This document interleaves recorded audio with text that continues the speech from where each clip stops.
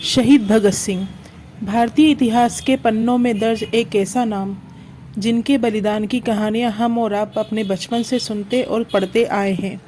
27 सितंबर 1907 को लायलपुर जिले के बंगा में, जो अब पाकिस्तान में है, पैदा हुए भगत सिंह महज 23 वर्ष की छोटी सी उम्र में हंसते हंसते देश के लिए फांसी के फंदे पर झूल गए।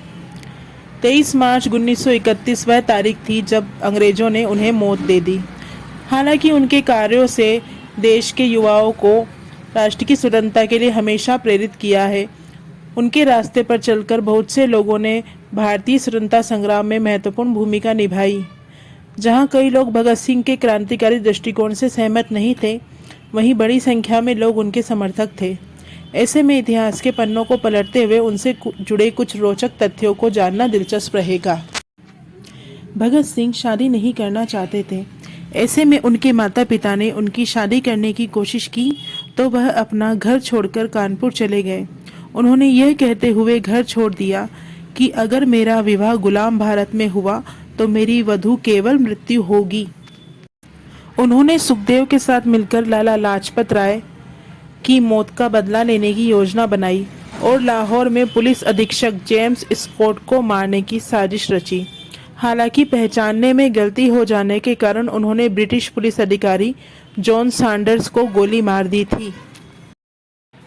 सिख होने के नाते भगत सिंह के लिए उनकी दाढ़ी और बाल बहुत महत्वपूर्ण थे, मगर उन्होंने बाल कटवा दिए ताकि वह अंग्रेज उन्हें पकड़ न सके।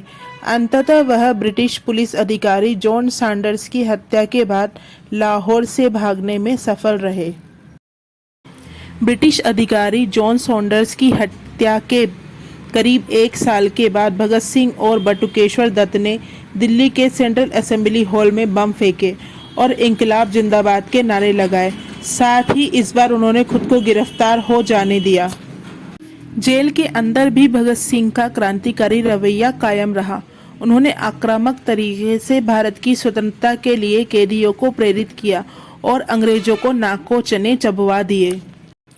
अपने मुकदमे की सुनवाई के समय उन्होंने अपना कोई बचाव पेश नहीं किया, बल्कि इस अवसर का इस्तेमाल उन्होंने भारत की आज़ादी की योजना का प्रचार करने में किया।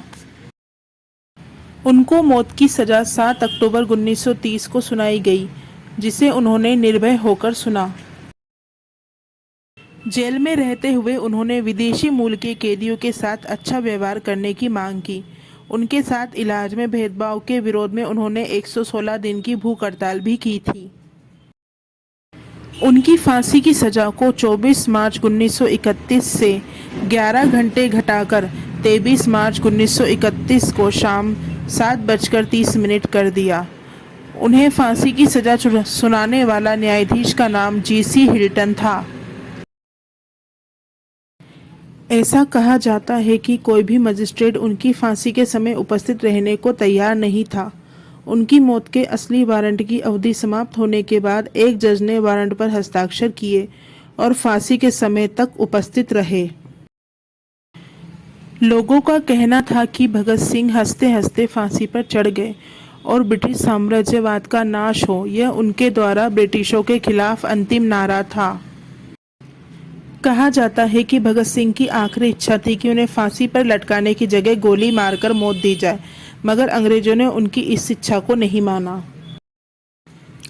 इस तरह भारत के सबसे प्रसिद्ध स्वतंत्रता सेनानी को केवल 23 वर्ष की उम्र में फांसी दी गई। उनकी मृत्यु ने सैकड़ों लोगों को स्वतंत्रता आंदोलन में भाग लेने के लिए प्रेरित किया।